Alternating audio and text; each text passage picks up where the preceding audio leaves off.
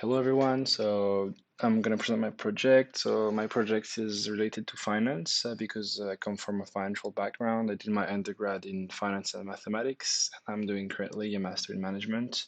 So I grew up in France, and so the name of my project is an approach to portfolio optimization. So my project ID came from, I invest a lot in the stock market, and sometimes I don't really know how to invest. So portfolio optimization in finance is a powerful tool because it allows you to balance risk and return. So the goal is, given a set of stocks I have, I want to find, the most attractive portfolio given a risk neutral point of view, which means I want the highest Sharpe ratio, and by having the highest Sharpe ratio, it means have the highest returns for the lowest variance. So what do we need in terms of libraries? Well, we need Y Finance because it's super powerful. It's linked to Yahoo Finance and it allows us to retrieve stock data. We need Pandas for arrays and tables, super and matrices. We need Matplotlib and NumPy in daytime. So what data are we gonna collect? We're gonna have to collect the risk-free rate, but we don't have to use as the user to input this. We can directly retrieve it from Y Finance. And then we need the user to input the stock tickers. So for the Y Finance library, it's pretty straightforward. We, for example, find a ticker which is IRX.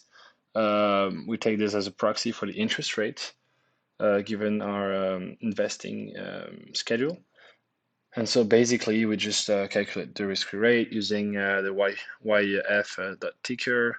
So we get the data, then we download the data regarding the good period, the good start date and end date, and then we take the last value with ilog -1, and then we divide by 100 because the IRX is given in numbers and not in percentage. Then also we want to collect the stock prices. So this following code tell us what to do. So we have a for loop, and then you can see that there's a PCT underscore change and drop NA. This basically we have the price of the stocks, and the PCT change gives us a return, and the drop NA just removes all the non-existent value. It just removes the rows. So it's super useful. Um, how the users deal with the program. I wanted to implement dynamic user input. So user is going to be constantly asked to pick stocks and if he wants to exit the program, and then there's a few safeguards to make sure that if the users write non-existing stock tickers, the program will just stop. So yeah. Then what's about the optimization process? I'm using brute force, which means basically I'm generating n portfolios with all having randomly weight for each stocks, and then just computes the Sharpe ratio for every portfolio, and the portfolio with the highest Sharpe ratio gets chosen, and basically that's our optimal portfolio. So this is the code behind. Once again, I define a new function, and this is the output that we have. So this is an example with Apple, Microsoft, NVIDIA, Take-Two, Interactive, and eBay. So as you can see, we have the risk-free rate, then the expected return, the expected standard deviation, and then the weight. So how do we allocate our portfolio? So this is given, this sums up to 1, of course, and let's say you have 100, then you just have to multiply 100 by everything.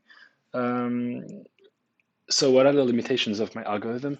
First, I think it's a brute algorithm, so the preciseness of answer depends on the number of iterations. Finding a solution extremely close to the closed form solution requires high computing power, so it depends on UN, right? And then in addition to that, there is an overfitting risk. So by generating numerous portfolios, you may have overfitting. And if you look here, there is only one portfolio, and this is a tangency portfolio.